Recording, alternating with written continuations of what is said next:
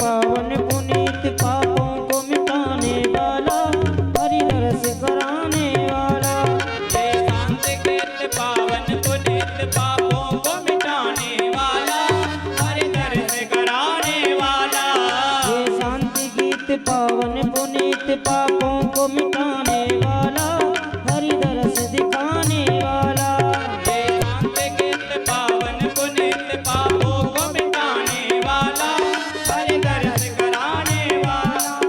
ये करनी ये दुख हरणी, सुख करनी ये दुख हरणी, यह सुख करनी ये दुख हरणी। ये सुख करनी ये दुख हरणी। श्री मधुसूदन की आरती, पापियों को पाप से है तारती। श्री भागवत भगवान की है आरती, पापियों को पाप से है तारती।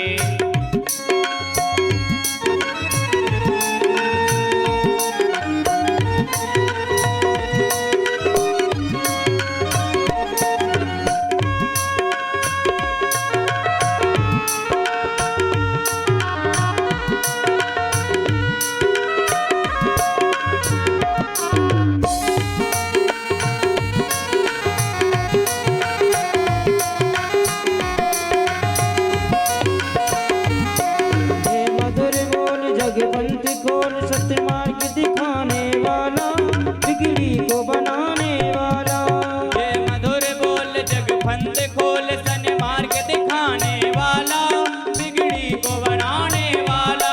ये मधुर बोल जगपंथ खोल, सन्मार्ग दिखाने वाला, बिगड़ी को बनाने वाला।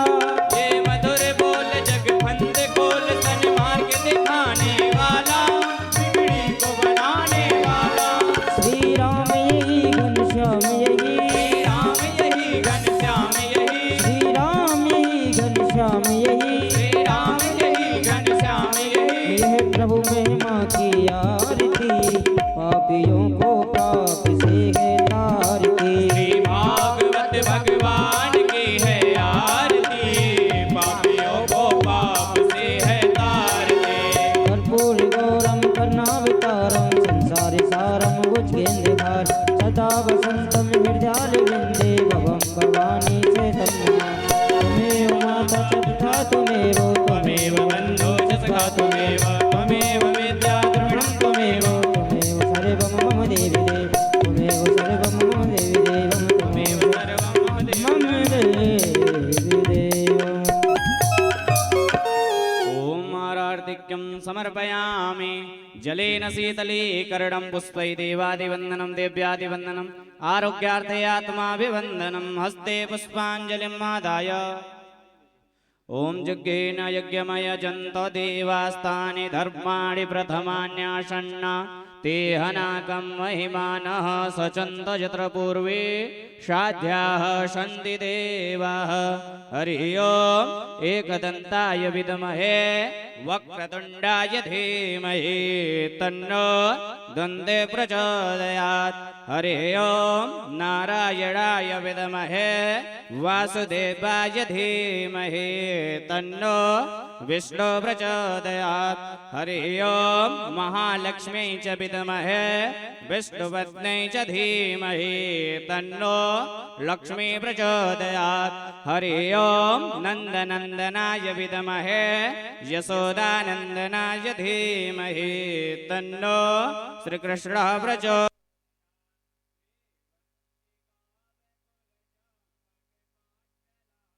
पुण्णागजात्रिकरवीररसाल पुष्पै बिल्वप्रवाल तुलसीदल मञ्जरीभिः, त्वां पूजयामि जगदीश्वर मे प्रसीद। नानासुगन्धिपुष्पाणि यथा कालोद्भवानि च, पुष्पाञ्जलिर्मया दत्त गृहाण परमेश्वर। ॐ भूर्भुवः स्वः प्रार्थनापूर्वक मन्त्रपुष्पाञ्जलिं समर्पयामि। श्रीपुराणपुरुषोत्तमाय नमः। बोलिए श्रीमद्भागवत महापुराण की बांके बिहारी लाल की, राधा रानी सरकार की, वृंदावन धाम की, यमुना मैया की, हनुमान जी महाराज की, शंकर भगवान की, श्री व्यास जी महाराज की, श्री सुखदेव जी महाराज की, श्री परीक्षित जी महाराज की। जय जय श्री राधे श्याम। सभी भक्तगण अपने अपने स्थान पे बैठ जाएं और पुनः एक बार इस ध्वनि यंत्र के माध्यम से सूचना देना चाहूँगा कि जो भी ग्रामवासी क्षेत्रवासी यदि कथा श्रवणार्थ इच्छुक हों तो शीघ्र अपने गृह कार्यों को विराम दे करके भगवान के कथा पांडाल में आएं और भगवान की दिव्य लीलाओं को श्रवण करके अपने मनुष्य जीवन को कृतार्थ करें। जय श्री राधे श्याम। बोलिए बांके बिहारी लाल के जय हो। श्री राधे राधे राधे। बोलिए वृंदावन बिहारी लाल की जय। श्री राधा रानी सरकार की जय। श्री गणेशाय नमः। श्री सरस्वत्यै नमः। श्री गुरुचरण कमलेभ्यो नमः। वंशी विभूषित करान नवनीरदाभास पीतांबरादरुणबिं फलाधरोष्ठात् पूर्णेन्दु सुंदर मुखा दरविंदनेत्रात् कृष्णात् परं किमपि तत्त्वमहं न जाने। अज्ञानतिमिरान्धस्य ज्ञानाञ्जनशलाकया चक्षुरुन्मीलितं येन तस्मै श्रीगुरुवे नमः। सब द्वारन को छोड़ के मैं आयो तेरे द्वार। ओ वृषभानु की लाडली नेक मेरी ओर निहार। बोलिए राधा रानी सरकार की जय हो। भागवत भगवान की जय हो। श्री व्यास जी महाराज की जय। श्री सुखदेव जी महाराज की जय।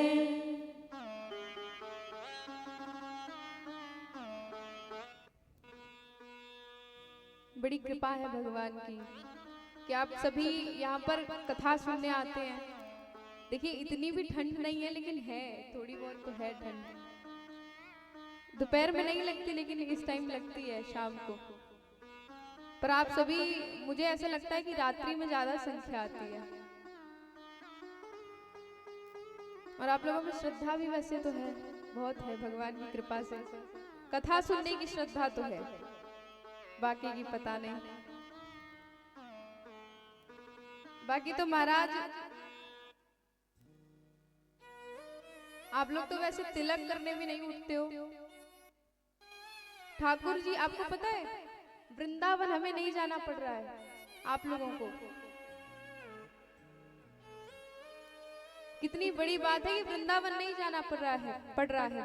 आपके सामने अचल रूप में श्री ठाकुर जी आकर के विराजमान होते हैं ना। तो मन में भाव रखा करिए कि ये मत, जब झांकी निकल के आती है ना तो मन में ये भाव नहीं रखना चाहिए कि ये किसी के पुत्र या पुत्री है या ये किसी के बेटा बेटी है। कभी मन में ये भाव मत लाना। मन में तो ये सोच करके चलना चाहिए कि ये हमारे श्री ठाकुर जी और राधा रानी है। और आप लोगों को तो उठ करके आना चाहिए। बार बार बताना पड़ता है महाराज कि आइए तिलक करिए, पर आप लोग आते ही नहीं। जब झांकी निकला करे तो मन से निकाल दीजिए, मन से निकाल देना हमेशा। अगर किसी को भी देखो, किसी के, ये मत सोचना किसी का बेटा बेटी है। उन्हें भगवान साक्षात भगवान स्वरूप में मान करके उनका पूजन करिए। और वैसे तो आप लोग वैसे आ जाते हैं कथा में, बड़ी अच्छी बात है। और आप लोगों में श्रद्धा भी है, बहुत है। माताओं बहनों में भी, बड़े बुजुर्गों में भी बहुत श्रद्धा है कथा सुनने के लिए और भगवान के प्रति भी। घर में कार्य कितने सारे होते हैं ना कि आ नहीं पाते हमेशा कथा में।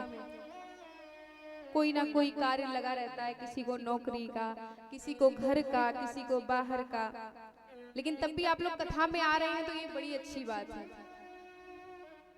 कि जब तलक है जिंदगी, जिंदगी फुर्सत ना होगी काम से। जब तलक है जिंदगी फुर्सत ना होगी काम से, पर कुछ समय ऐसा निकालो प्रेम कर लो भगवान से। आप लोगों में ऐसा है, श्रद्धा है, भगवान से तो बड़ा प्रेम करते हो, तो कार्य जिंदगी भर लगे रहते हैं। उन कार्यों के साथ भगवान को भी प्रेम करना चाहिए। भगवान की भक्ति भी जरूरी है। आइए कुछ क्षण हरि नाम संकीर्तन करेंगे, भगवान के भजनों का आनंद लेंगे, उसके बाद कथा में प्रवेश करेंगे। बोलिए वृंदावन बिहारी लाल की जय।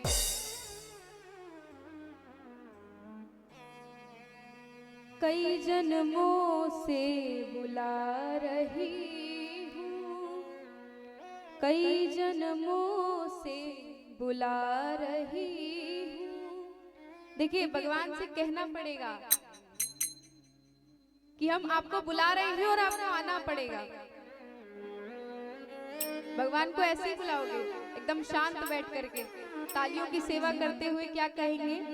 कई जन्मों से बुला रही हूँ, कई जन्मों से बुला रही हूँ, कोई तो रिश्ता जरूर होगा, कोई तो रिश्ता जरूर होगा।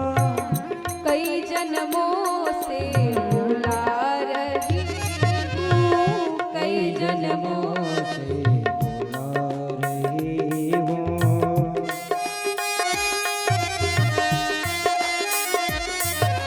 नजरों से नजरें मिला न पाई, वो नजरों से नजरें मिला न पाई।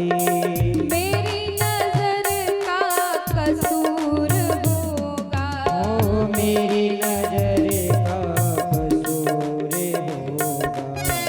कई जन्मों से बुला रही हूँ, कई जन्मों से बुला रही हूँ, कोई तो रिश्ता जरूर होगा। कोई तो रिश्ता जरूर होगा।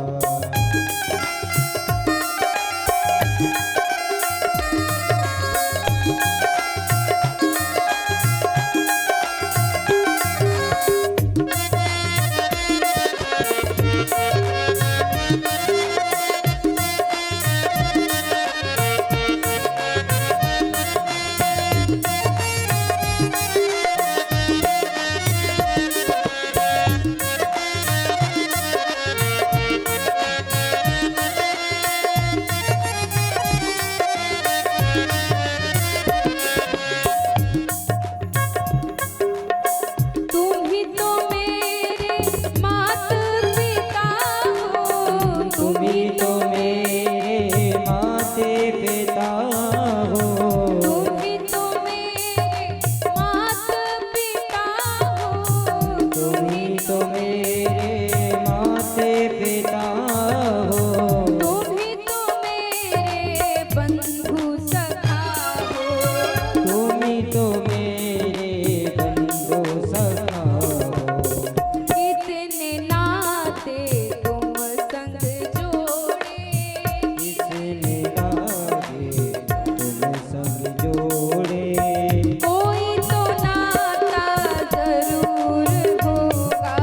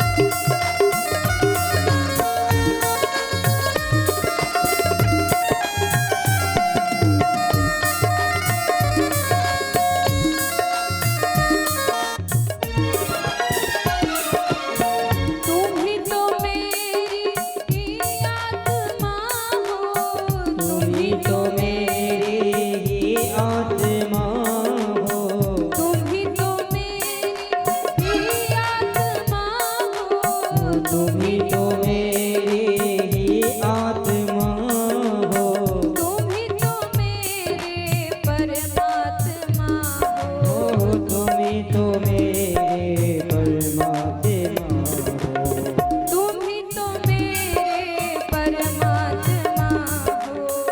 तुम ही तो मेरे परमात्मा हो। मुझी में रह कर मुझी से पर्दा, मुझे मेरे मुझी से पर्दा, मुझी में रह कर मुझी से पर्दा, मुझ में रहकर मुझी से पर्दा, पर्दा हटाना जरूर होगा, पर्दा हटाना जरूर होगा। कई जन्मों से बुला रही हूँ, कई जन्मों से बुला रही हूँ, कई जन्मों से बुला रही हूँ, कई जन्मों से बुला रही हूँ। कोई तो रिश्ता जरूर होगा, कोई तो रिश्ता जरूर होगा।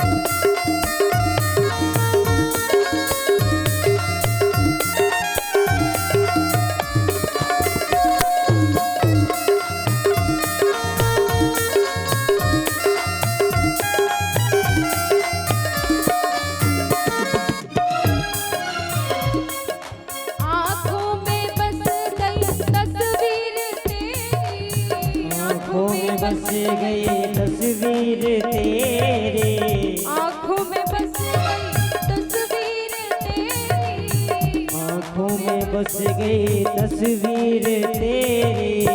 दिल है मेरा जागीर तेरी, ओ दिल है मेरा जागीर तेरी, दिल है मेरा जागीर तेरी, ओ दिल है मेरा जागीर तेरी। दासी की विनती तुम्हारे आगे, दास की विनती तुम्हारे आगे, दासी की विनती तुम्हारे आगे, दासी की विनती तुम्हारे आगे। दर्श दिखाना जरूर होगा, दर्श दिखाना जरूर होगा।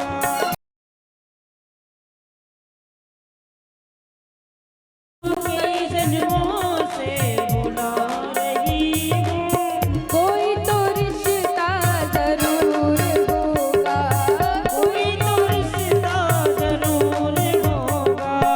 कई जन्मों से बुला रही हूँ, कई जन्मों से बुला रही हूँ, कोई तो रिश्ता जरूर होगा, कोई तो रिश्ता जरूर होगा। नजरों से नजरें मिला न पाई, नजरों से नजरें मिला न पाई, नजरों से नजरें मिला न पाई, नजरों से नजरें मिला न पाई।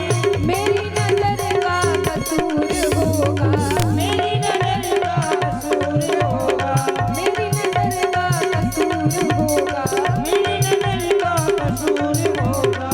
कोई तो रिश्ता जरूर होगा। बोलिए वृंदावन बिहारी लाल की जय। तुम्हारा अंदर भाव होना चाहिए भगवान के प्रति। भगवान को बुलाना है ना तो भाव से बुलाना पड़ेगा।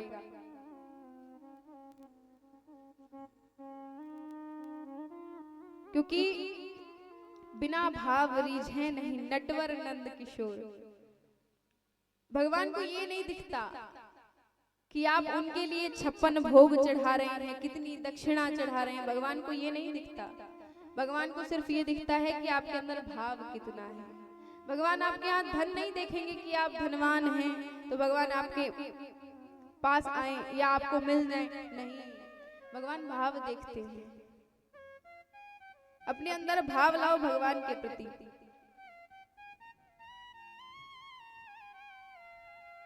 अब देखिए, महात्म्य के बाद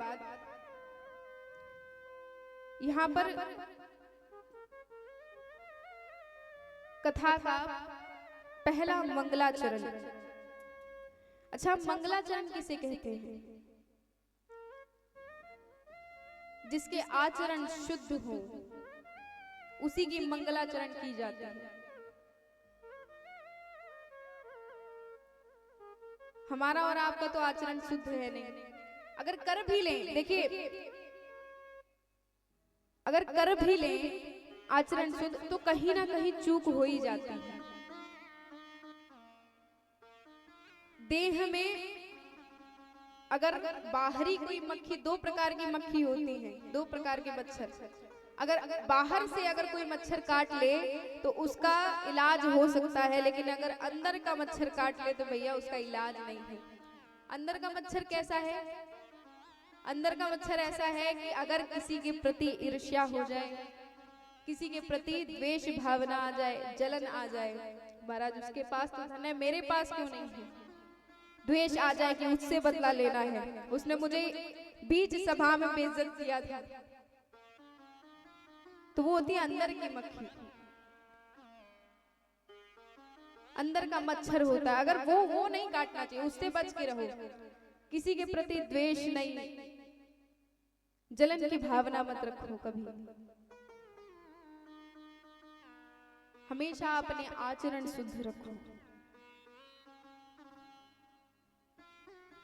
कहते हैं ना कि money is loss, nothing is loss, health is loss, something is loss, but character is loss, everything is loss. अगर कैरेक्टर बड़ा बचा के रखना पड़ता है, अगर कैरेक्टर चला गया ना महाराज, चरित्र, तो समझो कुछ भी नहीं है। इस संसार में जो अपने चरित्र को बचा करके चलता है वही सबसे बड़ा आदमी है। कैरेक्टर को हमेशा बचा करके।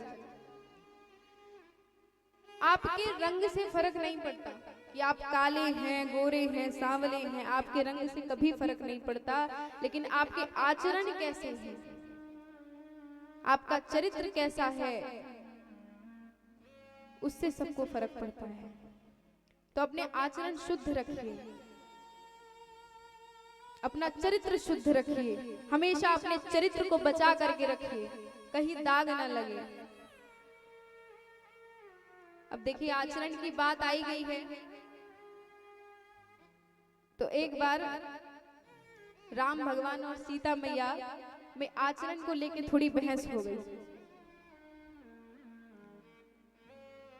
देखिए, परिहास होता तो है, परिहास यानी समझते हो ना माताओं, किसे कहते हैं? मजाक।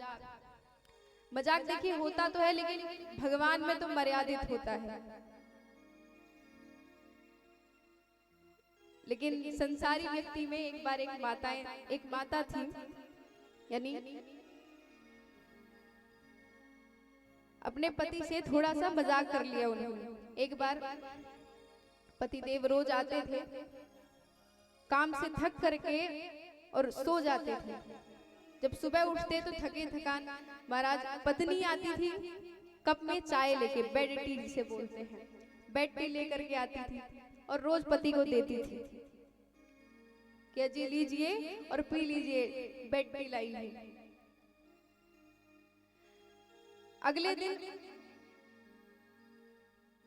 वो कप में नहीं लाई चाय, कप में लाती थी हर दिन, वो ग्लास में लेकर के आई और ग्लास में लेके आके पतिदेव से क्या कहती है कि लीजिए, आपके लिए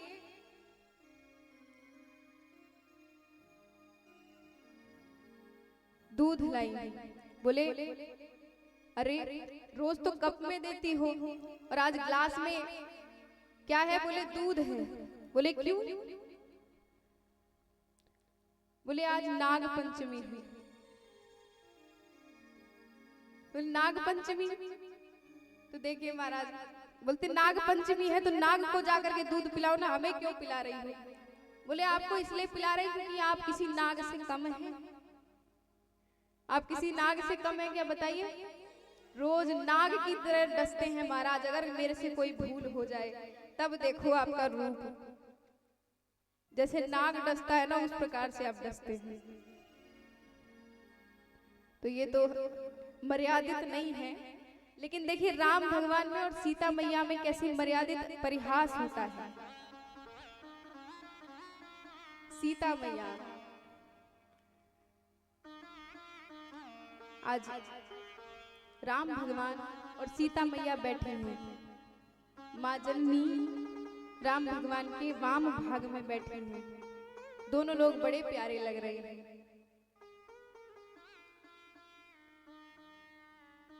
तभी राम भगवान और सीता मैया बैठे ही थे कि उनमें एक बात चली। राम भगवान ने कहा सीते एक बात बताओ कि तुम्हारे चरण सुंदर या मेरे चरण सुंदर? सीता मैया बोली उसमें कोई कहने की बात ही नहीं है, मेरे चरण सुंदर है। राम भगवान बोले अरे तुम्हारे चरण नहीं मेरे चरण सुंदर है। मेरे चरण देखो कितने कोमल हैं, कितने सुंदर हैं। तभी बात होते होते, चर्चा होते होते महाराज लड़ाई छिड़ गई, बहस छिड़ गया कि चरण किसके सुंदर हैं। अब उसी समय लक्ष्मण जी आए पुष्प लेकर आए और राम जी को पुष्प हाथ में दिया। तभी राम जी ने कहा आओ आओ लखनलाल, बड़े अच्छे समय पर आए हो।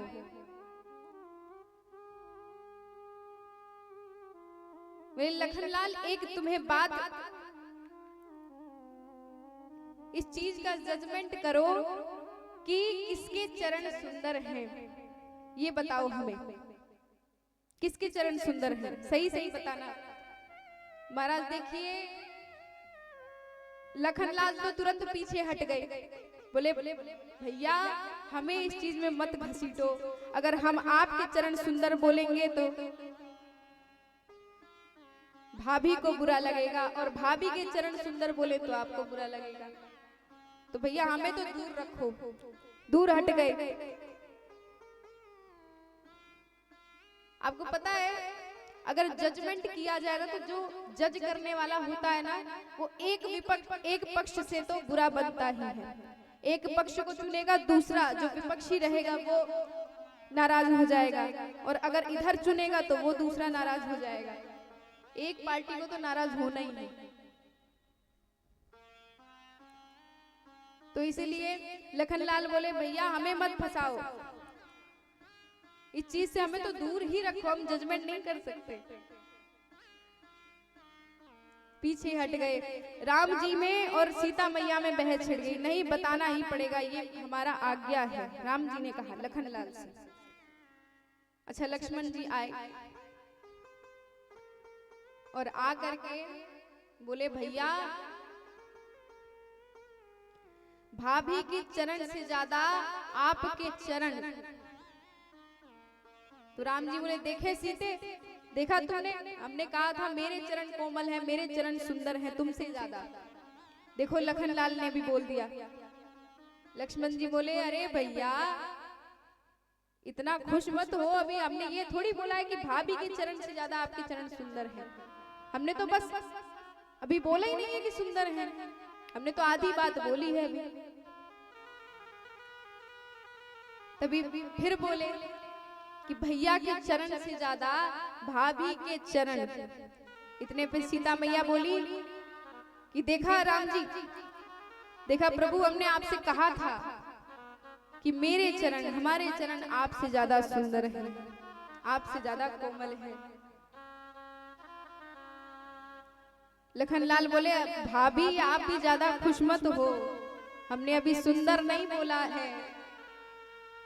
दोनों को फंसा रहे हैं महाराज, ना इधर की बोल रहे हैं ना उधर की बोल रहे हैं। तभी कहते हैं कि आप भाभी के आचरण की वजह से आपके चरण सुंदर लगते हैं। और सीता मैया से कहते हैं कि भैया की आचरण की वजह से भाभी आपके चरण सुंदर लगते हैं।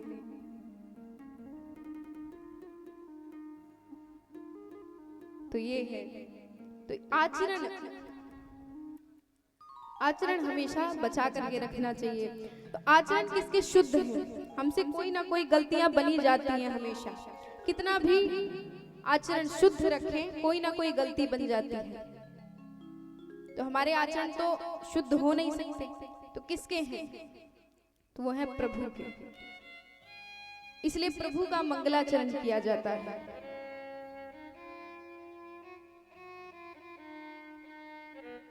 तो पहला मंगलाचरण कथा का आइए हम सभी एक साथ गुनगुनाएंगे। जन्मादस्य यतोन्वयादितरतश्च चार्थेष्वभिज्ञः स्वराट् तेने ब्रह्म हृदय आदि कवये मुह्यन्ति यत् सूरयः तेजो वारिमृदां यथा विनिमयो यत्र तिर्सर्गो मृषा धामना स्वेन सदा निरस्तकुहकं सत्यं परं धीमहि। सत्य की वंदना की गई है, भगवान का मंगलाचरण किया गया है और सत्य की वंदना की गई है। सत्य केवल परमात्मा है और कोई नहीं है सत्य। धर्म न दूषण सत्य समाना, धर्म न दूषण सत्य समाना, आगम निगम पुराण बखाना, आगम निगम पुराण बखाना। धर्म न दूषण सत्य समाना, धर्म न दूषण सत्य समाना, आगम निगम पुराण बखाना। जय सिया राम राम, जय सिया राम, जय सिया राम राम, जय सिया राम।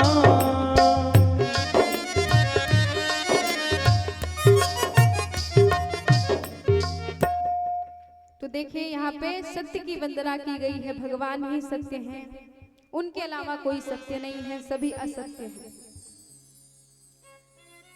अगले श्लोक में भागवत क्या है, भागवत की कथा क्या है, श्रीमद् भागवत महापुराण का महत्व बताया गया है।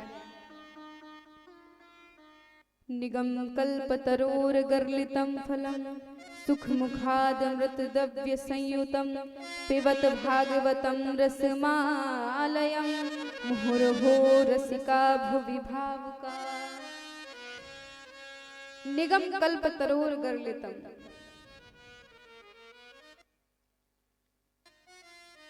ये फल कैसा है, श्रीमद् भागवत महापुराण को फल के रूप में बताया गया है।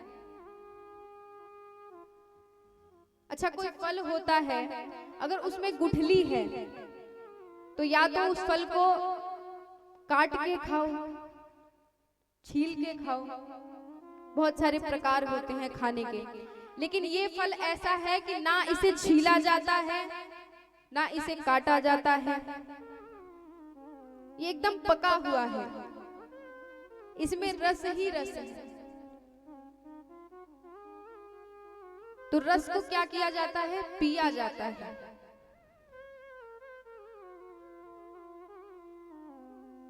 रस को क्या बताओ, काट सकते हैं क्या? नहीं, और सभी वेद वेदांत उपनिषद सभी शास्त्र उन सभी का निचोड़ है श्रीमद् भागवत कथा, श्रीमद् भागवत महापुराण। उन सभी का सार बताया गया है इसमें। और अच्छा, ये धरती पे आया कैसे? अगर ये फल है तो पृथ्वी लोक पर आया, तो कैसे आया? कोई फल अगर पेड़ में से भी, वृक्ष में से भी अगर कोई फल गिरेगा तो या तो वो टूट जाएगा या फूट जाएगा, लेकिन ये पृथ्वी लोक पर ये फल कैसे आया? तो श्री सूत जी कहते हैं कि ये फल सनई आया धीरे धीरे। पहले किससे आया? विष्णु जी से ब्रह्मा जी को। चतुश्लोक की भागवत विष्णु जी ने ब्रह्मा जी को सुनाई, तो ब्रह्मा जी ने अपने पुत्र को सुनाई।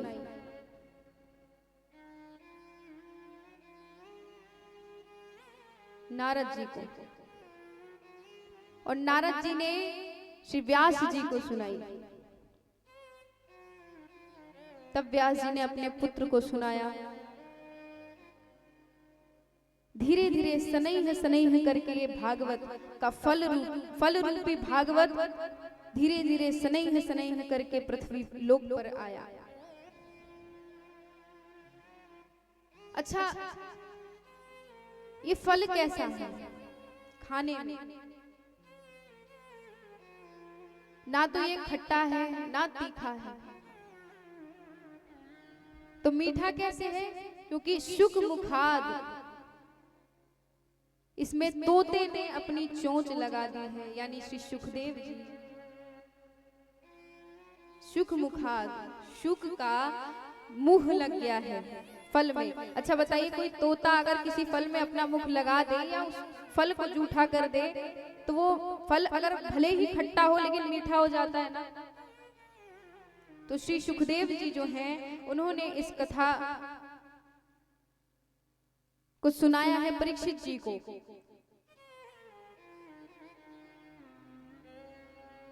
इसलिए फल जो है वो मीठा है। पिबत भागवतम, इस फल को पिया जाता है क्योंकि इसमें रस ही रस है।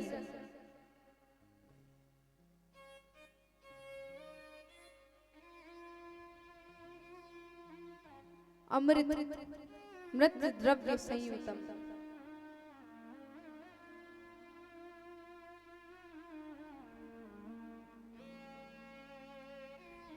और रसिका भुवि भावुका, इस फल को कौन पी सकता है? इस रस को कौन पान कर सकता है? जो रसिक हो भगवान का, जो भगवान की कथा सुनने का रसिक हो, वो इस फल को लेने का अधिकारी है। रसिका भुवि भावुका। देखिए, जिसके मन में श्रद्धा है, इच्छा है, वही इस कथा को सुन सकता है। अब देखिए, एक बार की बात है, अगर देखिए अगर श्रद्धा नहीं है मन में, तो क्या आप कोई कार्य करेंगे? दो व्यक्ति मेहमान के घर गए एक बार, और जाकर के बैठे। एक को बड़ी जोर से प्यास लगी है और एक को नहीं लगी है।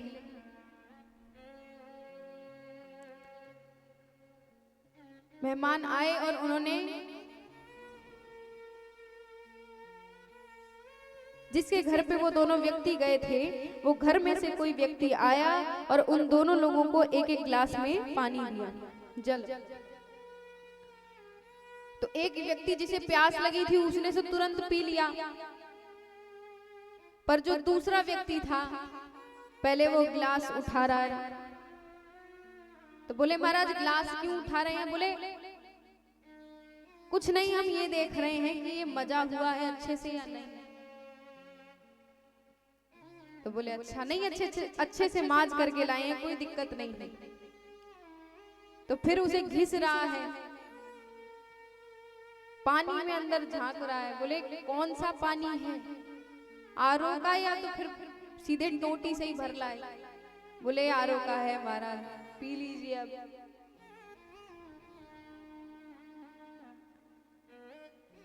बोले गिलास कांच की गिलास में क्यों नहीं लाए, स्टील के में क्यों लाए हो? तो ये होता है, अगर जिसे देखिए जिसे प्यास लगी थी वो तो तुरंत पी गया, उसने ना देखा कि ये मजा हुआ है गिलास या साफ है या कैसा है, उसने नहीं देखा ना, तुरंत पी गया। जिसे प्यास होती है वो पी जाता है, वो नहीं देखता इधर उधर। जिसे प्यास नहीं लगी है वो तो कुछ ना कुछ त्रुटियां निकालेगा, उसे कुछ ना कुछ कमी ही दिखती है, क्योंकि उसमें श्रद्धा नहीं है। और जिसमें श्रद्धा है वो इस रस को पान करता है।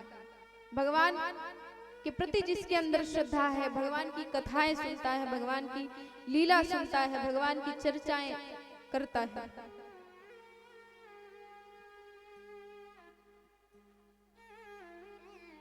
तो रसिका विभाव का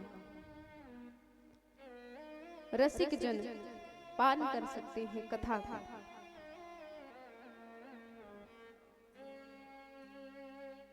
और इससे कभी किसी का पेट नहीं भरता। ये रस ऐसा है, भागवत रूपी फल ऐसा है कि अगर इसे कोई भी पान करता जाए इससे कभी पेट नहीं भरता। कभी कोई भी वस्तु की अगर अति कर दी जाए तो उससे हमें नुकसान होता है। 2 ग्लास में दूध लेकर के आए और दे दिया जाए कि महाराज पी लीजिए। अब कोई लालची व्यक्ति हो, देखे दूध में केसर डला है, महाराज बढ़िया बादाम डला है, काजू डला है, किशमिश डला है, तो जो लालची व्यक्ति होगा वो एक तो पी लेगा कि चलो 1 गिलास पी लिया, 1 गिलास की ही मात्रा में पीना चाहिए, लेकिन उसका पेट है 1 गिलास पीने लायक, और वो थोड़ा लालच में आ करके, वो थोड़ा मटेरियल देख करके अगर 4 गिलास पी गया तो किसी चीज की, वैसे तो दूध जो है वो पौष्टिक आहार है, अच्छा है, लेकिन अगर अति कर दी जाए, 4 गिलास पी लिए एक की जगह, तो वो तो नुकसान ही करेगा, फूड पॉइजन बन जाएगा, पॉइजन ही बनेगा ना, वो हमारे लिए जहर बन जाएगा। अच्छी चीज तो किसी भी चीज की अति करें तो हमारे लिए नुकसानदायक होती है। जैसे आप कोई न्यूज़पेपर पढ़ रहे हैं या कोई पुस्तक पढ़ रहे हैं, कोई पिक्चर देख रहे हैं, कोई फिल्म देख रहे हैं, एक बार देखा बहुत ज्यादा प्रिय हो गई, दोबारा देखा तब भी मन नहीं भरा, तीसरी बार देखेंगे, चौथी बार देखेंगे, 5वीं बार देखेंगे, उसके बाद एक सीमित समय होता है, उसके बाद मन भर जाएगा, अरे बार बार वही चीज क्या देखें। लेकिन भागवत ऐसी चीज है कि रोज हमेशा नई नई चीजें मिलती हैं सुनने को। आप यहाँ पर आए हैं, यहाँ पे कुछ और सुनने को मिला होगा, कहीं और जाएंगे किसी और व्यास जी से और कुछ सुनने को मिलेगा, कुछ ना कुछ भगवान की लीलाएं, कुछ ना कुछ भगवान की चर्चाएं। भागवत जितनी बार सुनेंगे उतनी बार आपको कुछ नया सीखने को मिलेगा। तो महाराज ऋषियों ने बोला सूत जी से कि ये फल कैसा है, इससे कभी मन भरता है? बोले नहीं, इससे कभी भी मन नहीं भरता। भगवान की कथा से बताइए आप लोगों को कभी मन भरा है? 10 साल से कथा सुन रहे हैं आप लोग, कभी आपका मन भरा? नहीं। अक्सर कथाएं होती रहती हैं और सुनने भी आते हैं, श्रद्धा भी कम नहीं है, तो कथाओं से कभी मन नहीं भरता। आइए एक भजन का आनंद लेंगे, उसके बाद कथा में प्रवेश करेंगे।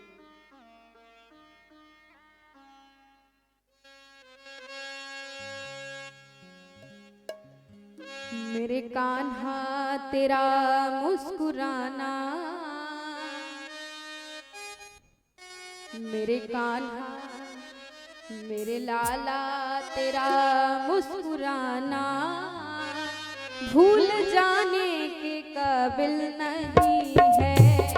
मेरे कान्हा तेरा मुस्कुराना भूल जाने के काबिल नहीं है।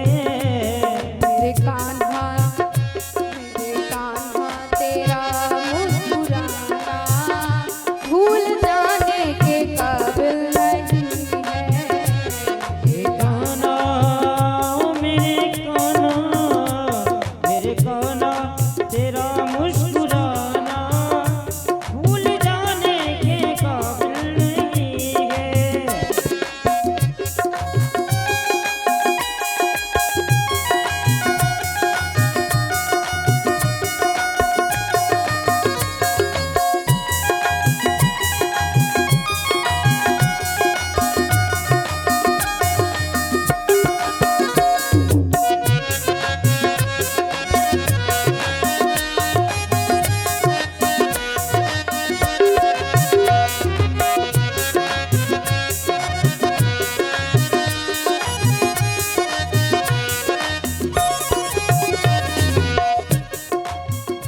चोट खाई है दिल पे ये मैंने, वो दिखाने के काबिल नहीं है।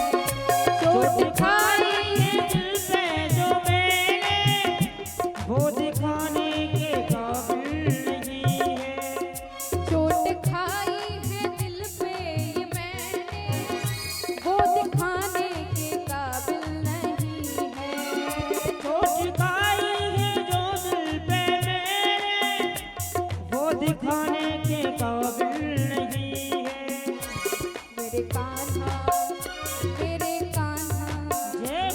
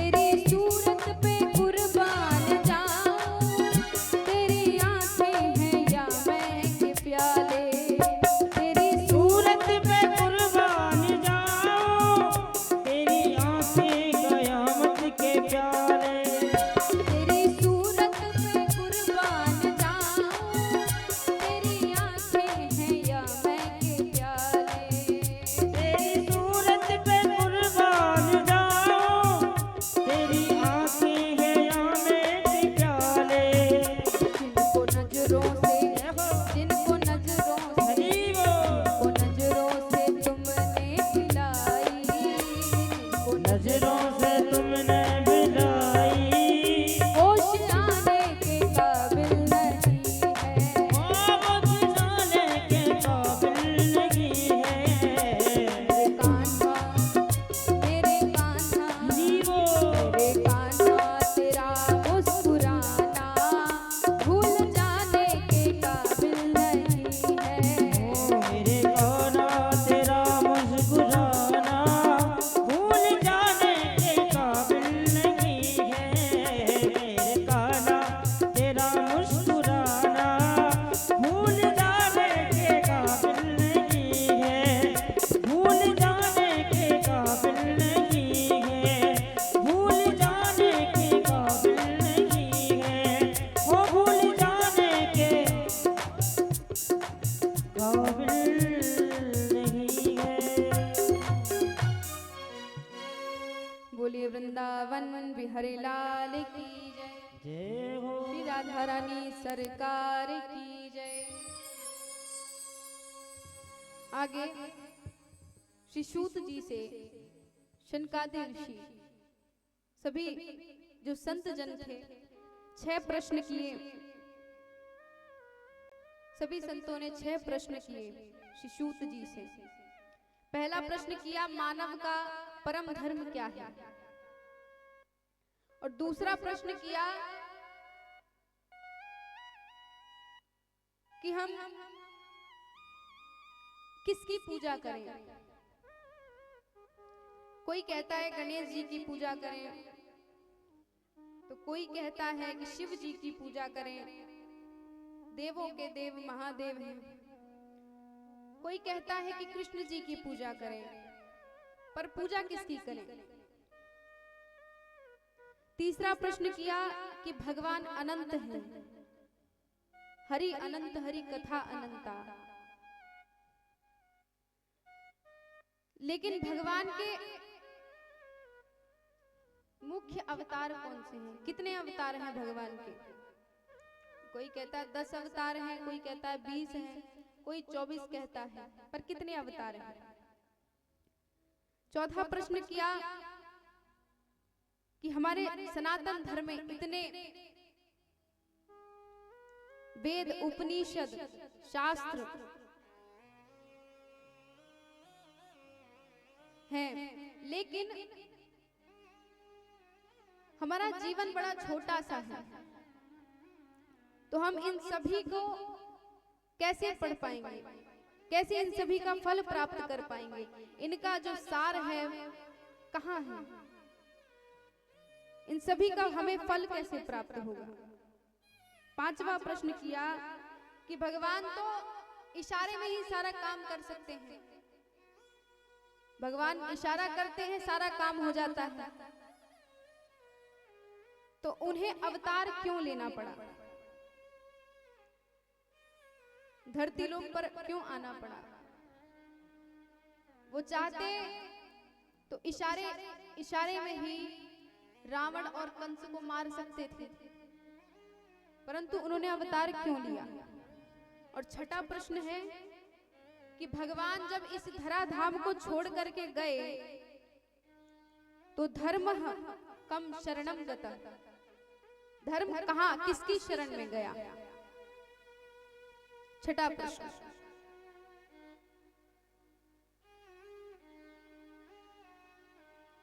मानव का लक्ष्य क्या है। सभी जब 6 प्रश्न पूरे हो गए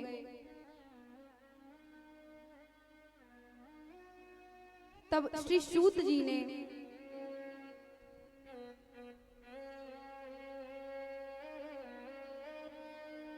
कहा कि कुछ क्षण हमें दीजिए, और वो अपने गुरु का ध्यान करने लगे। श्री सूत जी के गुरु कौन हैं? तो यहाँ पर कथा आई कि एक बार भोले बाबा हिमाचल पर्वत पर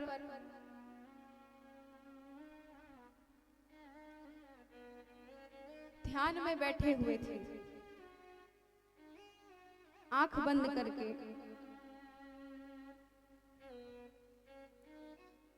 और उन्हीं के सामने जब नारद जी उन्हीं के सामने से निकले तो शिव जी को पता नहीं चला क्योंकि वो ध्यान में बैठे थे। तो नारद जी ने देखा कि शिव जी तो यहाँ हैं, तुरंत गए अंदर पार्वती मैया के पास और पार्वती मैया के पास जैसे ही गए, पार्वती मैया ने देखा कि अरे अरे नारद जी आप आए हैं, बहुत बहुत स्वागत है आपका, कैसे आना हुआ? नारद जी बोले कि अरे क्या बताएं, बड़े परेशान हैं हम तो। इस संसार में पाप ही पाप हर जगह हो रहा है। लोग एक दूसरे से ईर्ष्या करते हैं, जलन करते हैं, किसी में प्रेम की भावना नहीं है। आजकल प्रेम तो बचा ही नहीं है।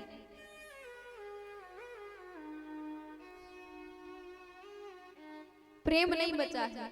पति पत्नी में झगड़ा होता है, एक दूसरे से बात छुपाई जाती है,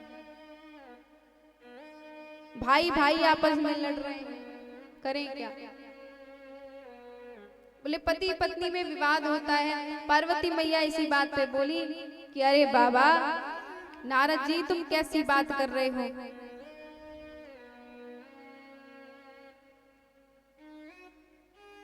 हमारे भोले बाबा तो बड़े ही अच्छे हैं, हमसे कोई बात नहीं छुपाते। यहाँ तक कि अपने जो इष्ट देव होते हैं, जिनका उनके बारे में जो गुप्त बातें होती हैं वो आकर के नहीं बतानी चाहिए, तभी भी जब हमारे भोले बाबा ध्यान में बैठते हैं और उनके ध्यान में जब कोई भी भगवान आए, उनके इष्ट देव आए और जो भी उनके साथ घटना घटती है आकर के मुझसे सबसे पहले बताते हैं। हमें कोई भी बात नहीं छुपी है, हम दोनों में बड़ा ही प्रेम है।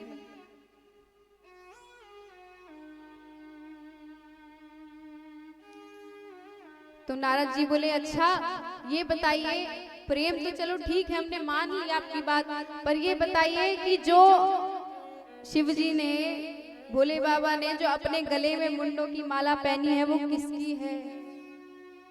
बोली ये तो नहीं पता, आज तक हमें बताया भी नहीं कि वो किसकी है। नारद जी का काम हो गया। नारद जी तो तुरंत वहां से खिसक लिए महाराज कि अभी तो भोले बाबा आ रहे होंगे, बात विवाद बन जाएगा। वहां से अपना कार्य करके हट गए, चले गए। अच्छा, कभी कभी हमने देखा है कि किसी किसी के मुंह से कि कोई कहता है गांव में अगर कोई व्यक्ति है जो इधर की उधर चुगली करता हो, तो वो कोई कुछ व्यक्ति ऐसे हैं कि आएंगे बोलेंगे अरे व्यास जी क्या बताएं, वो तो एकदम नारद है। नारद कहते हैं कि नारद है, नारद इधर की उधर भिड़ाने में उसे बड़ा मजा आता है। नारद की तरह इधर से उधर भिड़ाता रहता है, इधर की चुगली उधर करे, उधर की चुगली इधर करे, कोई काम नहीं है। यद्यपि अगर हम अपने सोच से भी हमारे परे हैं नारद जी, हम कभी उन्हें समझ ही नहीं सकते। नारद जी कभी चुगली नहीं करते थे। नारद जी ने ये लीला क्यों की? क्योंकि पार्वती मैया को अमर कथा सुनानी थी।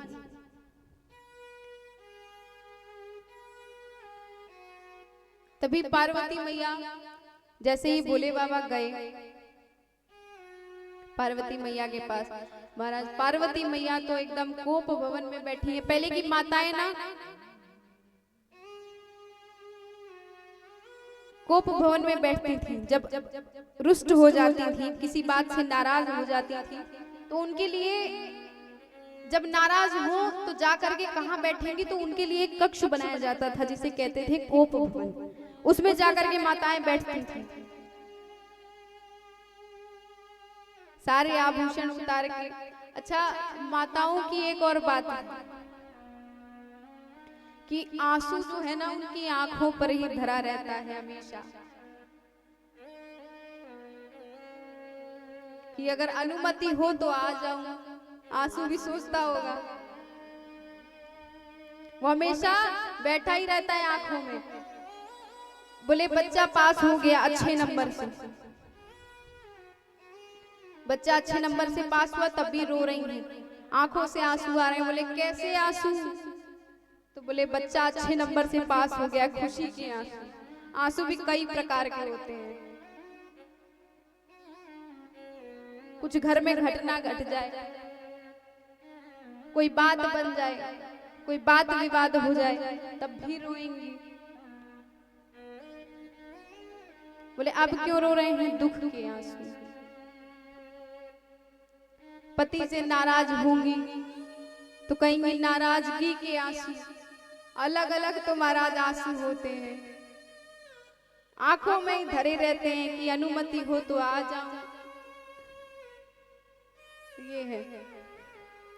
अब पार्वती मैया कोप भवन में जाकर के बैठी हैं, सारे आभूषण उतार कर, केश खोल करके, और बड़े क्रोध में बैठी हैं कि भोले बाबा का इंतजार कर रही हैं, आए तो मैं बताऊं।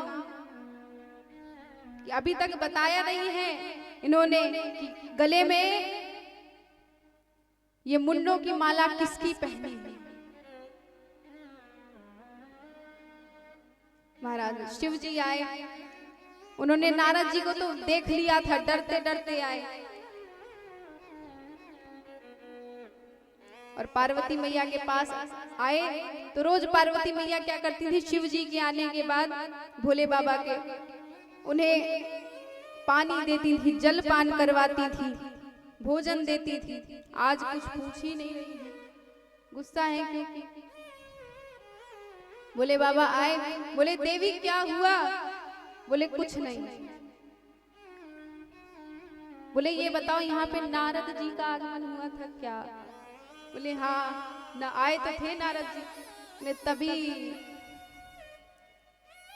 तभी नाराज हो, कोई ना कोई तो बात बनी। अब पार्वती मैया ने बोला कि ये बताओ कि आप, एक होते हैं कपटी, एक होते हैं महाकपटी, तो आप तो महाकपटी निकले। आज तक बताया नहीं कि ये जो गले में मुंडों की माला है ये किसकी है और क्यों पहन रखी है। बोले जो गले में मुंडों की माला है ना, ये देवी आपकी है। तो बोले अच्छा मेरी मुंडों की माला कैसे पहनी? बोली देवी जब जब आप अपना शरीर छोड़ती हैं तब तब ये मुंडों की माला मैं धारण कर लेता हूँ कि आपकी याद बनी रहे कि आपसे मैं कितनी बार मिला हूं। बोले ये बताइए कि मेरा ही मरना जीना क्यों होता है, मैं ही बार बार, मेरी ही मृत्यु क्यों होती है, आपकी क्यों नहीं? बोले देवी मेरा तो जीवन मरण से छुटकारा है, ना मेरा जन्म होता है ना मेरी मृत्यु होती है। तो बोले ऐसा क्या कर रखा है, ऐसी कौन सी संजीवनी बूटी आपने पी है या आपकी कभी मृत्यु ही नहीं होती? बोले मैंने अमर कथा का पान किया है, अमर कथा सुनी है। तो बोले अमर कथा मुझे क्यों नहीं सुनाई आज तक? मेरी यहाँ पर कितनी बार मृत्यु हो गई, मुझे अमर कथा नहीं सुनाई और खुद अमर कथा सुन के बैठे हो। तब पार्वती मैया ने कहा मुझे भी अमर कथा सुनी है। अब महाराज शिव जी भोले बाबा पार्वती मैया को लेकर के गए।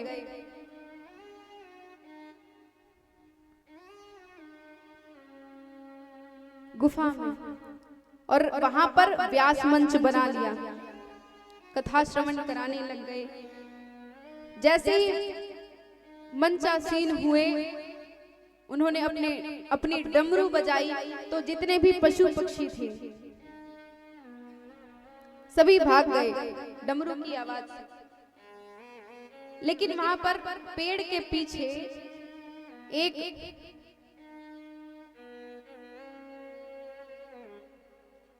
तोता का अंडा जो होता है ना, वो रह गया, क्योंकि उसका जन्म हुआ नहीं था। कैसे भागे? कथा प्रारंभ हो गई। भोले बाबा के नेत्र बद्ध हैं और पार्वती मैया सामने बैठ करके श्रोता बनकर कथा श्रवण कर रही हैं। तो भोले बाबा बोले मुझे पता कैसे चलेगा देवी की आप कथा सुन रही हैं? तो बोले कि मैं हुकारा भरती रहूंगी बीच बीच में कथा के, और मैं श्री कृष्ण कुछ न कुछ तो बोलती रहूंगी, हुंकारे भरते रहूंगी कि आपको पता चले कि मैं कथा श्रवण कर रही हूं। तभी कथा प्रारंभ हो गई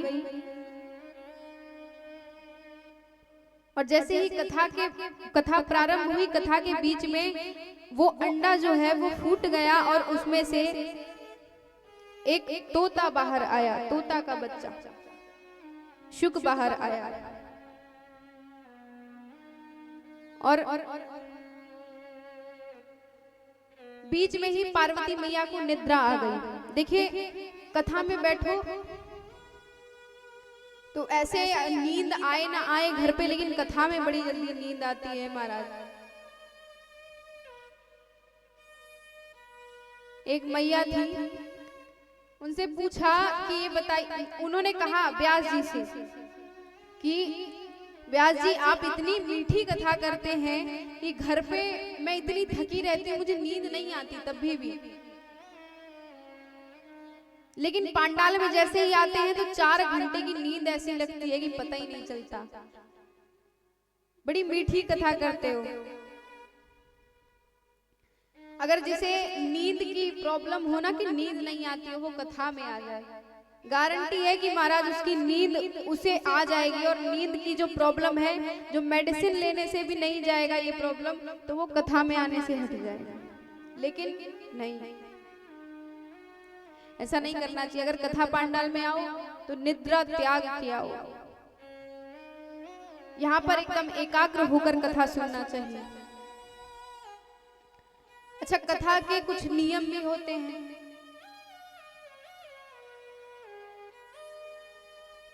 कि कथा कैसे श्रवण की जाए। अगर बड़े बुजुर्ग हैं बहुत ज्यादा, अगर उनके पैरों में कोई दिक्कत है तब तो वो बैठ के अगर कथा नहीं श्रवण कर पा रहे हैं तो लेट के कथा श्रवण करें। लेकिन जो महाराज मैं कई लोगों को यहाँ पर देख रही हूँ कि जो पैर आप फैला करके कथा श्रवण करते हैं, तो ये गलत बात है। भागवत जी की ओर कभी पैर नहीं फैलाने चाहिए। पालथी मार के अच्छे आसन में एकदम बैठिए और एकाग्र होकर कथा श्रवण करिए। भागवत जी की ओर पैर नहीं करना चाहिए और ना तो दोनों घुटनों को पकड़ करके बैठना चाहिए। हमेशा पालथी मार करके बैठना चाहिए एक आसन में। ये होते हैं कथा में अगर बैठो तो अच्छे से बैठो, एकाग्र होकर। अब देखिए, पार्वती मैया बैठ गई, कथा श्रवण कर रही हैं और कथा के बीच में उन्हें नींद आ गई, हुकारा बंद हो गया। तो जो शुक था पीछे, जो तोता था, वो हुकारा भरने लगा। उसने सोचा कि अगर पार्वती मैया है, अगर उन्होंने हुकारा बंद कर दिया, अगर भोले बाबा को पता चला तो वो तो तुरंत कथा बंद कर देंगे। तो वो हुकारा भरने लगा कि कथा बंद ना हो। और जैसे ही पूरी कथा हो गई, भोले बाबा ने जयकारा लगाया, बोलिए श्री वृंदावन बिहारी लाल की जय हो। जैसे ही जयकारा लगाया तो पार्वती मैया की नींद टूट गई। पार्वती मैया बोली, हाँ स्वामी आगे क्या हुआ था? कृष्ण जन्म के आगे। बोले, अरे कृष्ण जन्म के आगे हमने तो पूरी अमर कथा सुना दी, पूरी कथा पूर्ण हो गई और अभी आप यहीं पर पड़ी है कि कृष्ण जन्म के बाद क्या हुआ? अच्छा, आप सो गई थी तो हुकारा कौन भर रहा था? पीछे देखा तो तोता बैठा हुआ था और वो हुकारा भर रहा था। तो भोले बाबा ने कहा, ए तोते, ये बता तूने अमर कथा चुराई है, तुझे मैं आज छोड़ूंगा नहीं। त्रिशूल लेके पीछे भागे। तोता अपनी जान बचा करके भागा। सम्यप्रास नामक कुटिया में व्यास जी की पत्नी विटिका देवी जम्हाई ले रही थी, उनके गर्भ में मुख के द्वारा चला गया तोता। शिव जी वहां भाग करके आए और व्यास जी से पूछा कि ये बताओ कि यहाँ पर कोई तोता आया है। तो व्यास जी ने कहा हाँ। तो कहा कि शिव जी ने कहा कि मैं जब इसका जन्म हो जाए तो मुझे बता देना, मैं आकर इसे ले जाऊंगा, क्योंकि इसने मेरी अमर कथा चुराई है, मैं उसे छोड़ूंगा नहीं। तो महाराज जैसे शिव जी चले गए वहां से, भोले बाबा के जाने के बाद सुखदेव जी का जन्म हुआ। और सुखदेव जी ने जन्म लेते ही देखिए 12 वर्ष तक वो अपनी माता के गर्भ में रहे। 12 वर्ष बाद उन्होंने जन्म लिया, क्योंकि उन्हें ये डर था कि मुझे मोह माया लग जाएगी, मोह माया से ग्रसित हो जाऊंगा। तभी नारायण भगवान ने आकर के वचन दिया कि ऐसा कुछ नहीं होगा। तब सुखदेव जी का जन्म हुआ 12 वर्ष बाद। बोलिए श्री सुखदेव जी महाराज की जय हो। श्री सुखदेव जी का जन्म हुआ और वो जंगल में चल पड़े, वन में निकल पड़े। पिता उनके हे पुत्र करके पीछे पीछे भागते हुए गए। उन्हें मोह माया लग गया कि अगर मेरा पुत्र चला गया तो मेरा वंश आगे कौन बढ़ाएगा, और मेरा खानदान कैसे चलेगा। पीछे पीछे भागे श्री सुखदेव जी के, पर सुखदेव जी माने नहीं और ना पीछे मुड़ करके देखा, और वो सीधे जंगल की ओर निकल पड़े। वृक्षों की ओट ने जब उत्तर दिया, वेदव्यास जी वहां से लौट गए।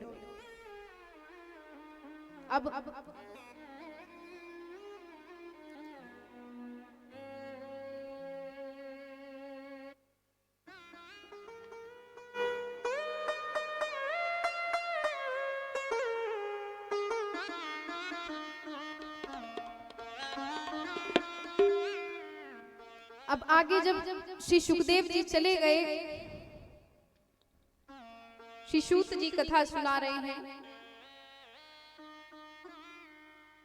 88,000 संतों को, ऋषियों को कथा श्रवण करा रहे हैं कि अब कथा ये आई कि सुनाई किसे जाए। जब नारद जी ने श्री व्यास जी को, ये वेद व्यास जी को जब चतुश्लोक की भागवत सुनाई, तो श्रीमद् भागवत महापुराण की रचना हुई।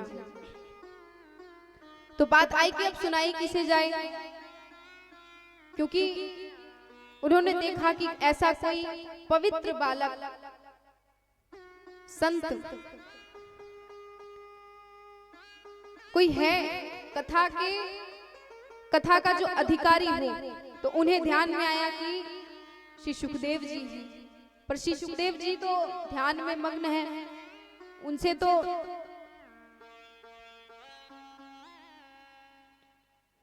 तब उन्होंने क्या किया कि अपने 2-4 शिष्यों को भेजा श्री सुखदेव जी के पास कि जाओ और सुखदेव जी को यहाँ पर लेकर के आओ। शिष्य गए और बुलाने लगे। श्री सुखदेव जी को बुलाने गए तो श्री सुखदेव जी अपने ध्यान से हटे ही नहीं।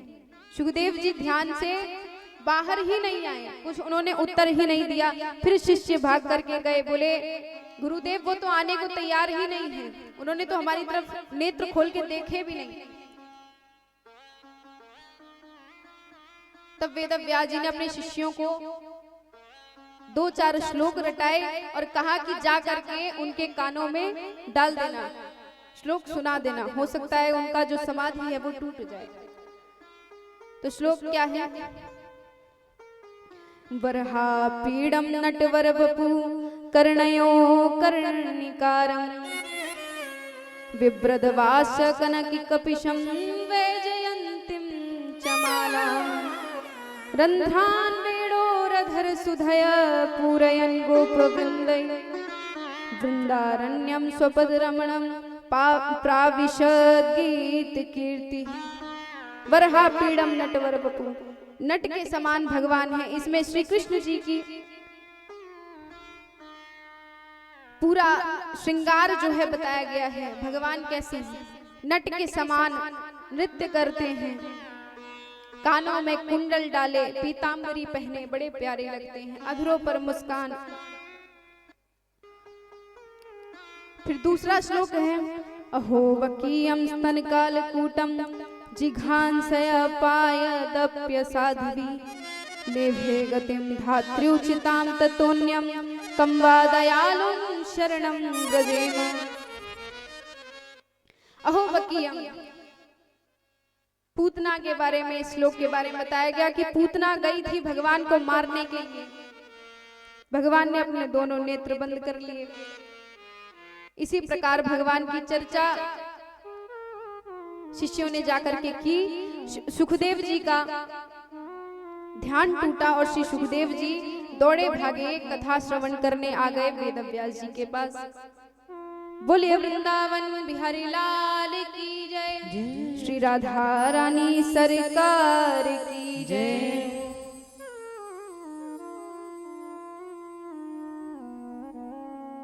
आइए,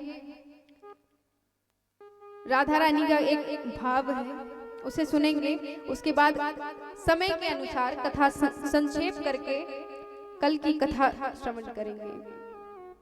कल की कथा के बारे में बताएंगे, उसके बाद आरती की ओर बढ़ेंगे। किशोरी कुछ ऐसा इंतजाम हो जाए,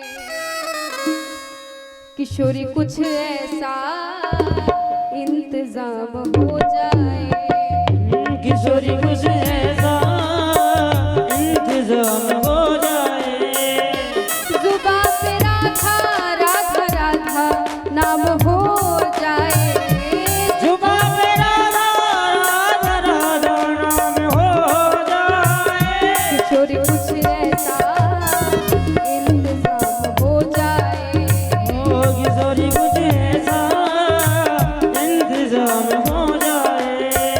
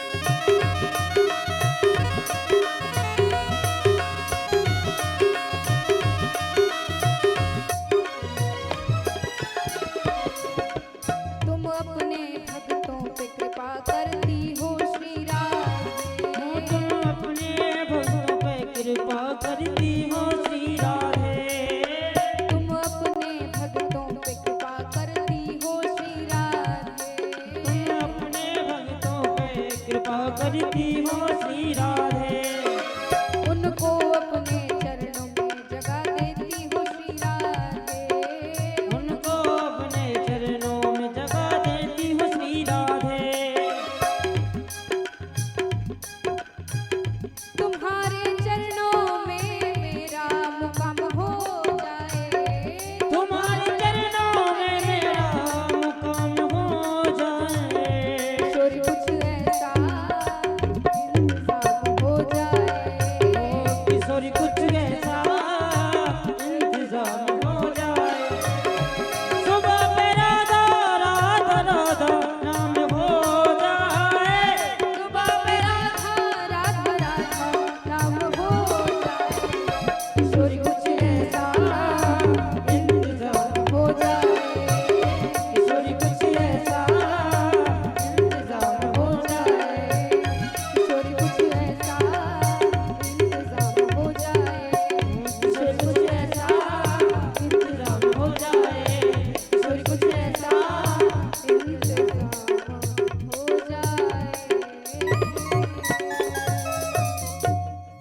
बोलिए वृंदावन बिहारी लाल की जय।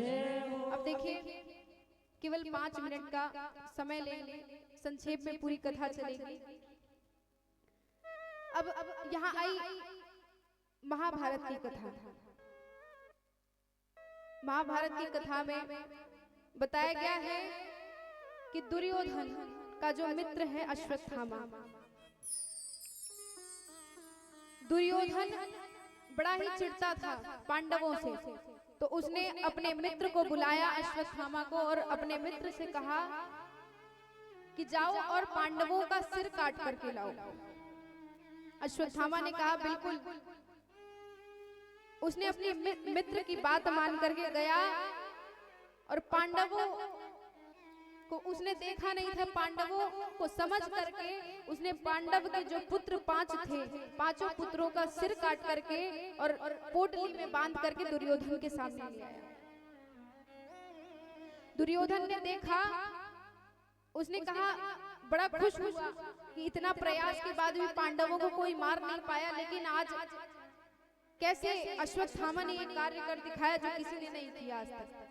उसने जैसे ही देखा कि अरे ये तो पांडव नहीं है, पांडव के पुत्र हैं, उसने देखते ही सिर पे हाथ रखा और कहा अब तो वंश में कोई पानी देने वाला भी नहीं बचा है।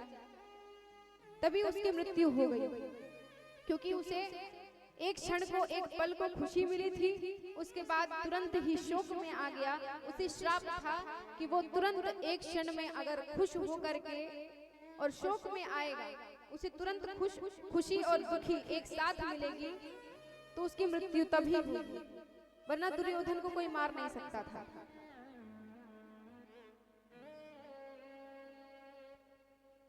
तभी उसकी मृत्यु हो गई। भीमसेन ने अपने गदा से दुर्योधन का जंघा तोड़ दिया था। क्योंकि महाभारत क्यों छिड़ी? क्योंकि दुर्योधन के जो जांग थे केवल वही हम लोगों की तरह थे, जैसे मनुष्य का शरीर होता है उसी प्रकार केवल उसके जांग थे, अन्यथा पूरा शरीर जो उसका है वो लोहे से बना हुआ था। तो इस कारण जब भीमसेन जी ने अपने गदा से प्रहार किया दुर्योधन की जंघा पर, जंघा टूट गया, तो उसी क्रोध में आकर के दुर्योधन ने अश्वत्थामा से कहा कि पांडवों का सिर काट के लाओ, और उसकी एक ही क्षण में जैसे ही खुशी के पल आए और तुरंत दुख मिला, उसी के बाद उसी क्षण उसकी मृत्यु हुई।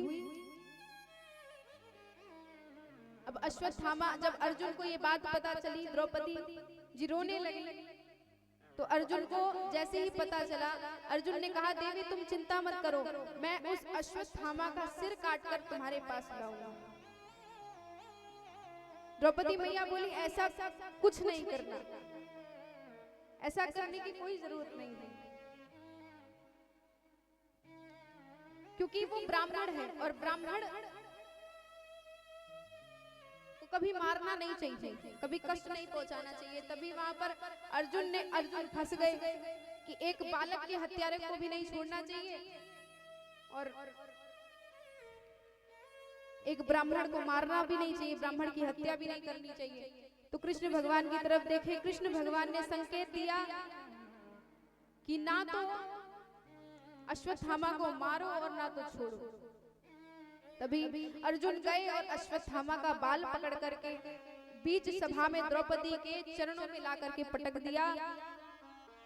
अश्वत्थामा ने फिर जब उसकी बेइज्जती हुई बीच सभा में, तो वो द्वेष की भावना से वहां से चला तो गया, लेकिन जो अर्जुन की पुत्र वधू, उनका नाम है उत्तरा। उत्तरा के गर्भ में बालक था, गर्भवती थी उत्तरा,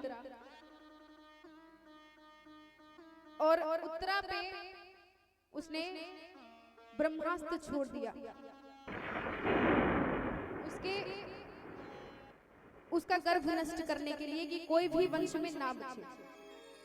अब जैसे ही ब्रह्मास्त्र छोड़ा, उत्तरा भागती हुई द्वारिकाधीश के पास गई और कहा कि हे प्रभु मुझे बचा लीजिए। कृष्ण कृष्ण महाभागा भक्त नाम भयंकर त्वमेको दुह्यमाना अपर रोगी संस्कृते। भागती हुई गई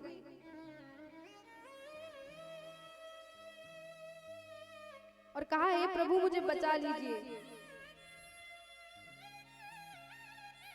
पाहि पाहि महायोगिन देव देव जगतपते नान्यद त्वद भयं पश्ये यत्र मृत्यु परस्परम। कि मेरे गर्भ को बचा लीजिए, मुझे अगर मेरी मृत्यु भी हो गई तो कोई बात नहीं। और वैसे ही तुरंत भगवान ने सूक्ष्म रूप धारण किया और उत्तरा के गर्भ में प्रवेश कर गए और उस बालक की रक्षा की। ब्रह्मास्त्र से रक्षा करने के बाद सारी लीला संपन्न करके भगवान गोलोक धाम को पधार गए। गोलोक धाम चले गए और सभी ने आशीर्वाद लिया भगवान से। कुंती मैया ने और बाकी सभी लोगों ने आशीर्वाद, भगवान ने आशीर्वाद दिया उन सभी को। और आगे जब उस बालक का जन्म हुआ तो उसका पहले नाम पड़ा विष्णुराज, फिर उसका नाम दोबारा में पड़ा परीक्षित। उस बालक का नाम परीक्षित पड़ा क्योंकि वो चारों ओर भगवान को ही निहार रहा था जिसने उसकी रक्षा की। उसका नाम पड़ा परीक्षित। परीक्षित का विवाह हुआ। धीरे धीरे वो भी अपना कार्य संभालने लगे। राज्य उन्हें दे दिया गया।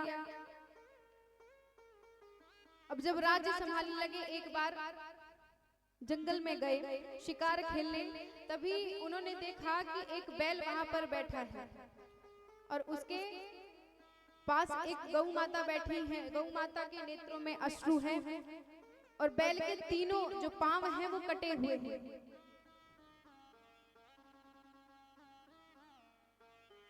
तीनों पांव कटे हुए हैं। चारों पांव जो हैं में से एक पांव बचा है और वो घायल है और 3 पांव कट चुके हैं। पहला पांव तप, दूसरा सोच, तीसरा दया, चौथा दान।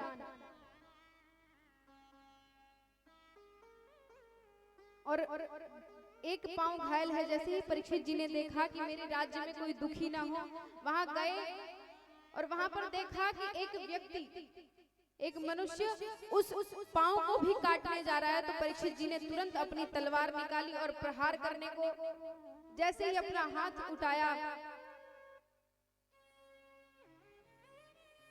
व्यक्ति परीक्षित जी के चरणों में गिर गया। उसका नाम था कलयुग। तुरंत चरणों में गिर गया कि महाराज ये बताइए कि आप हमें भगा रहे हैं, मैं जाऊं तो कहां जाऊं? सब मुझे भगाते हैं, कोई मुझे स्वीकार करने को तैयार नहीं है। तब परीक्षित जी ने कहा कि कोई बात नहीं, मैं तुम्हें क्षमा कर दूंगा। तो बोले कहां जाऊं, मुझे कोई स्थान दीजिए रहने के लिए। तो परीक्षित जी ने स्थान दिया।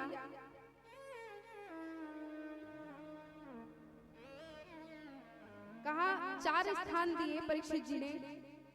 कि तुम जाओ 4 स्थानों पर रहो, जहाँ पहला तो जहाँ जुआ खेला जाता हो, जहाँ हिंसा होती हो, तीसरा जहाँ मदिरा पान करके जुआ खेला जाता है,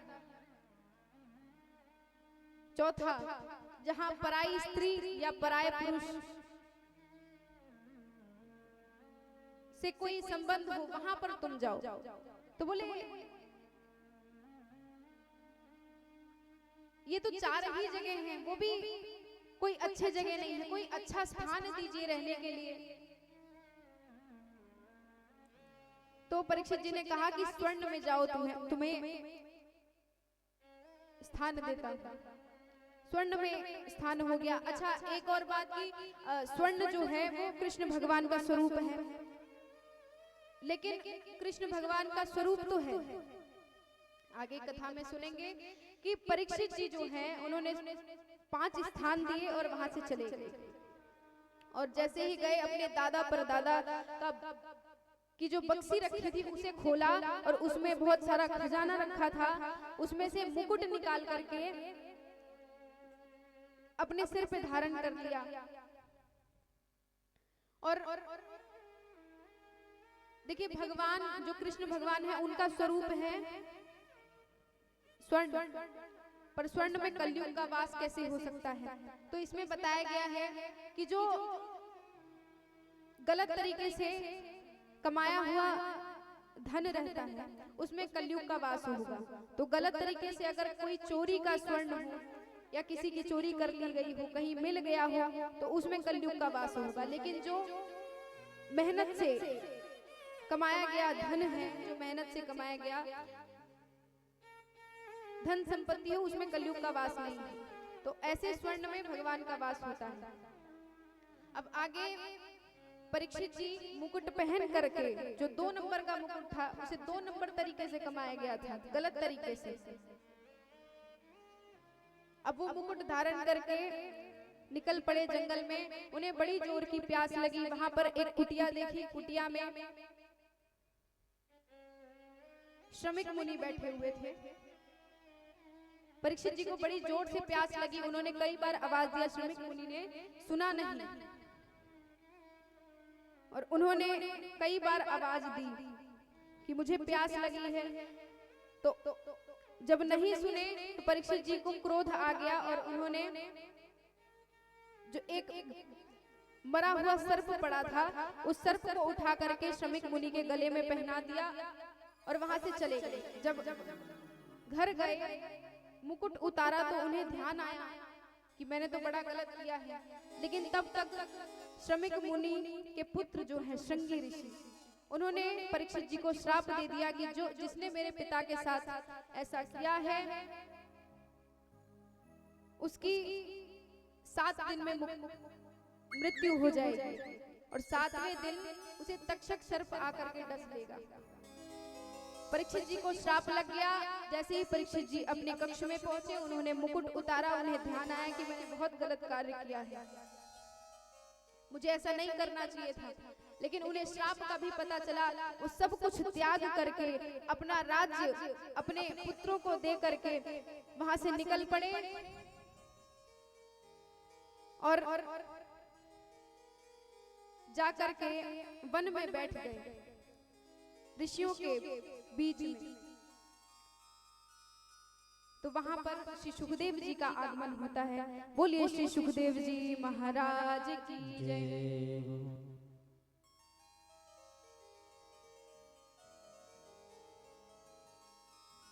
हरि की कथा सुनाने वाले श्री सुखदेव जी को प्रणाम करेंगे, उनका स्वागत करेंगे। कैसे? ओ हरि की कथा सुनाने वाले, प्रभु का भजन सुनाने वाले, तुमको लाखों प्रणाम, तुमको लाखों प्रणाम, तुमको लाखों प्रणाम। हरि की कथा सुनाने वाले, हरि की कथा सुनाने वाले, प्रभु का भजन सुनाने वाले, प्रभु का भजन सुनाने वाले, तुमको लाखों प्रणाम, तुमको लाखों प्रणाम। तुमको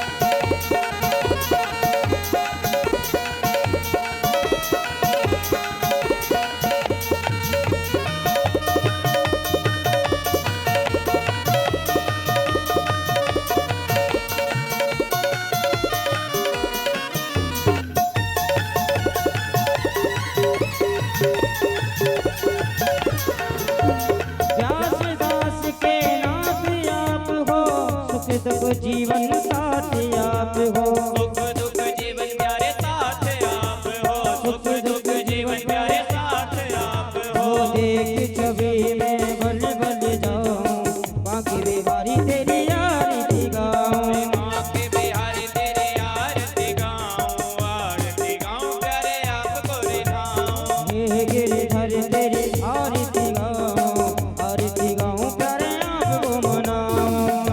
बिहारी तेरी आरती गाऊं, आरती गाऊं प्यारे आपको मनाऊं।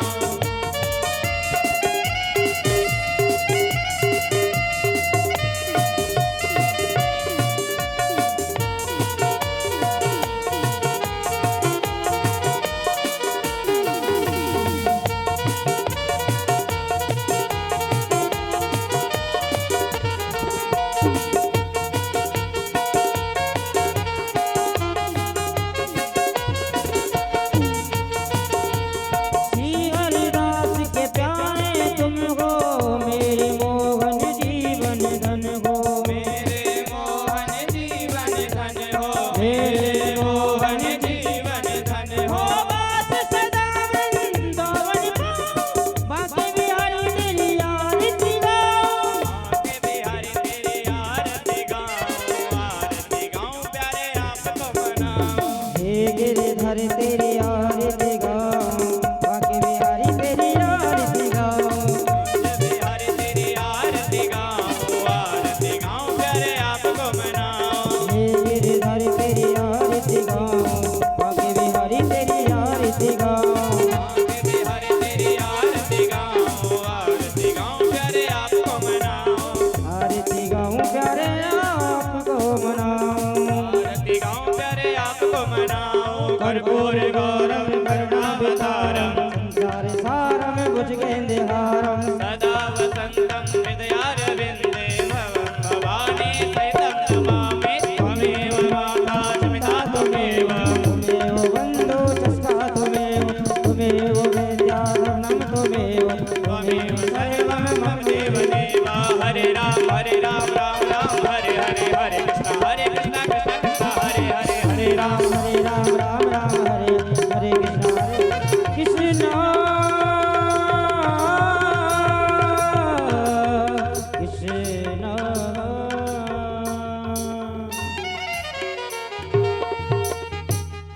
ॐ आरार्तिक्यं समर्पयामि।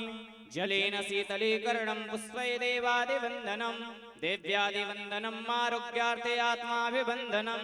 द्यौः शान्तिरन्तरिक्षगुं शान्तिः, पृथिवी शान्तिरापः शान्तिरोषधयः, शान्तिः वनस्पतयः शान्तिर्विश्वे देवाः, शान्तिब्रह्म शान्तिः सर्वगुं शान्तिः, शान्तिरेव शान्तिः श्यामा शान्तिरेधि। हस्ते पुष्पाञ्जलिम् आदाय ॐ यज्ञेन यज्ञमयजन्त देवास्तानि धर्माणि प्रथमान्याषण्णाते हनाकं महिमानः। शशन्त यत्र पूर्वे साध्याः सन्ति देवाः। हरिः ॐ राजाधिराजाय प्रसह्यशाहिने नमो वयं वैश्रवणाय कुर्महे। शमे कामान् कामकामाय मह्यं कामेश्वरो वैश्र